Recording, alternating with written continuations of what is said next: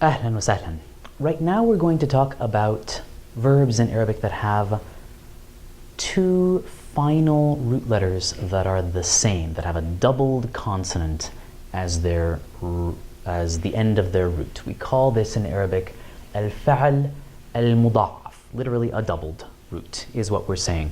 And you probably already know several of these. The verb for like or love, ahabba, has two bas at the end of its root, or the verb hassa, meaning to feel, has ha, sin, sin as its root, or the verb for getting yourself ready, ista'adda,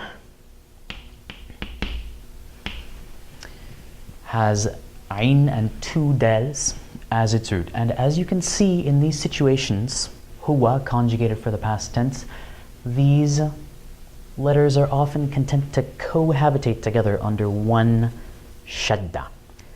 But sometimes there are irregularities. Some verbs that come from doubled roots are completely regular in forms 2, 3, 5, and 6.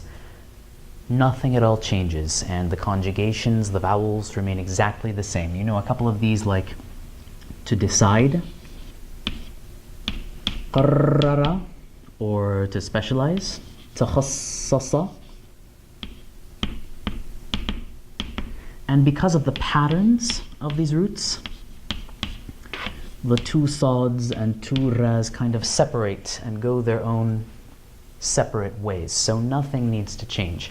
However, in the other verb patterns, sometimes situations arise where, because of the rules about how vowels work in formal Arabic, we actually need to separate those two root letters from each other. They can't live under one shadda together anymore. This is a great big chart. You can find it in other places, but what I want to draw your attention to is the situations where the last two root letters of this verb aren't together. The verb is dhanna, meaning to think, as in to believe something to be true. So in the huwa past tense conjugation, which we also have here, dhanna, we have a noon with a shadda, which really represents two noons. However, if I wanted to say I thought in the past tense, I would say dhanantu.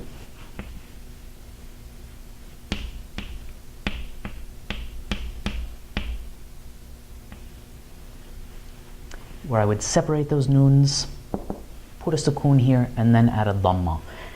The reason that this happens in fusha, in formal Arabic, is that there is a rule that says we can't have two letters both with sukoon on them right next to each other in a word. And ostensibly, if we were to try to put these two noons together under one shadda with a sukoon, they would both be there and they would both have sukoon. So for that reason, we need to separate them and add that fatha so that we don't violate this rule of phonetics in formal Arabic. You could attempt to memorize all 14 of these past tense conjugations, but there is a simpler way to do it, which is to recognize that all of the first person and all of the second person conjugations separate those last two root letters, and all of the third person conjugations, except for one, keep the noon, the pair of noons, the doubled consonants, together under one shadda. The only exception is the conjugation for hunna, the feminine human plural that we would use for talking about a group of women, where, again, because we have a conjugation with a sukoon before the suffix, it wouldn't quite work and we would have too many sukoons. So we would wind up saying dhananna, where, again, we've kind of separated them, and because of the conjugation, we've actually added a third noon, which is now living with the second noon of the pattern. In the present tense, we're almost in the clear. The verbs work almost exactly as they do in all the other situations that we know. The only exceptions, again, are the feminine plural conjugations, where because the conjugation would require us to have too many sukoons, we actually have to change the order of where the sukoon would be. We say, tadhnunna, you, feminine plural, think, or yadhnunna, they, those women, think or believe something. Two little wrinkles, two little exceptions.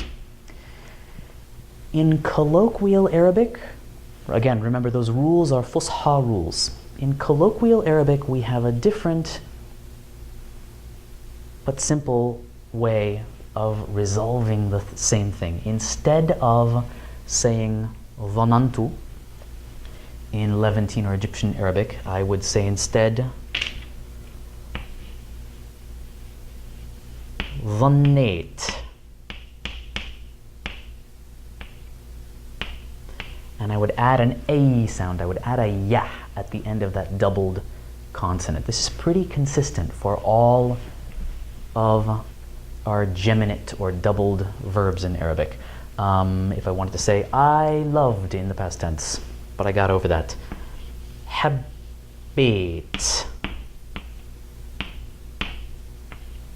And I would just add that A sound to the end of my regular conjugation.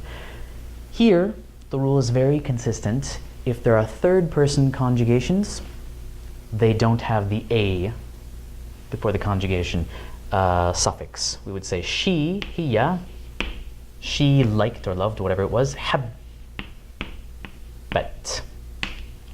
Or hum, habbu. But if it's first person or second person, I need to add that A before my past tense conjugation suffix. Other than that, all the rules are the same. It might seem intimidating that there is this exception, but realize that you have been using these verbs successfully for a long, long time. And all I've done is to present some exceptions where in formal writing or formal speech, we would need to make some slight adjustments.